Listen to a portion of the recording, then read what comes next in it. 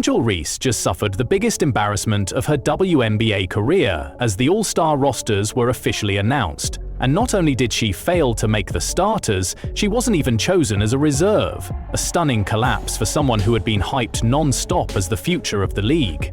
Yet the very moment that should have cemented her as a rising star instead left her completely absent from the conversation, exposing that the narrative built around her was nothing more than smoke and mirrors compared to Caitlin Clark, who didn't just make the team but shattered records by leading all players in votes, leaving Reese humiliated and the fans outraged at how quickly her so-called star power crumbled when it was finally put to the test. The numbers behind the All-Star voting painted an even harsher picture for Reese, as she ended with just over 500,000 votes, a figure that may sound respectable in isolation, but collapses under the weight of expectation when stacked against Caitlin Clark's historic 1.3 million, nearly triple Reese's total. A crushing reality check for a player who has been propped up by the media as Clark's equal, and yet, when the ballots were counted, the fans spoke loud and clear. Clark was the one they believed in, Clark was the one they supported, and Reese, despite begging online for votes, was rejected outright, showing that her social media following and viral presence don't translate into real respect or influence in the league.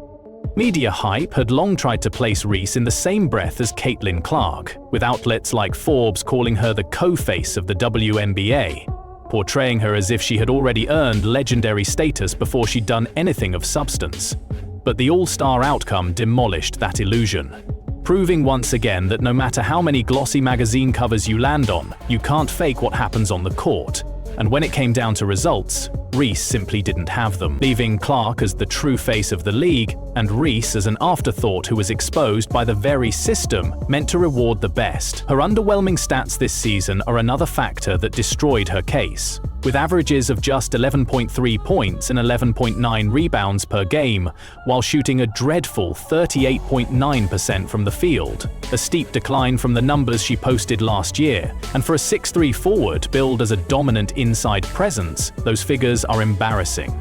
They don't scream superstar, they barely whisper average. And every missed layup and clanked mid-range shot only reinforces the truth that her game is not living up to her mouth or her media image. The performance gap between Reese's hype and her actual play has never been more obvious, as she was supposed to be an unstoppable force, the it girl of the WNBA, but instead she has delivered inconsistency, poor efficiency, and declining production, while Caitlin Clark has done the exact opposite, putting up highlight after highlight, leading her team, boosting league attendance, and proving that she is the player who actually moves the needle in women's basketball. The contrast could not be more dramatic, as Clark didn't just dominate the fan vote, she obliterated it, proving that people want to see her play, they respect her talent, and they recognize her leadership, while Reese's lack of support reveals that fans are done buying into the media's empty storyline and are siding with the player who produces when it counts. The player who has been carrying the WNBA into new levels of popularity, Caitlin Clark.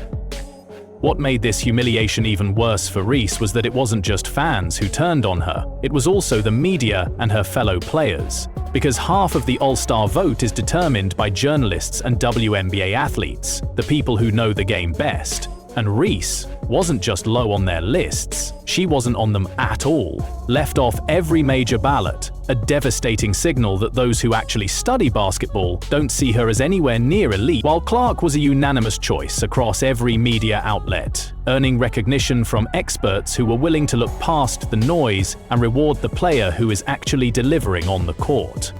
Adding to her embarrassment is the fact that Reese spent weeks begging for votes on social media, pleading with fans to push her into the game, practically campaigning like a desperate politician.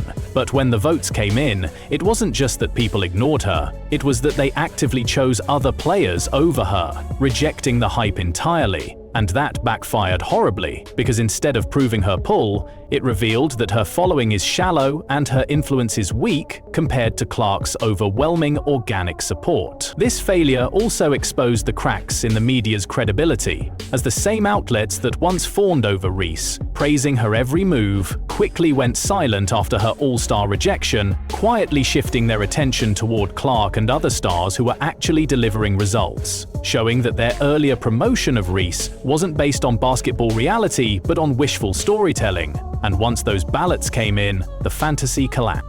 The final message is brutal and undeniable. Hype will only take you so far. Social media clout doesn't equal all-star credibility. And Angel Reese's absence from the roster proves that fans, players, and journalists demand results. They demand impact, and Caitlin Clark has delivered both while Reese has failed. And that is why Reese's credibility and career are now in freefall.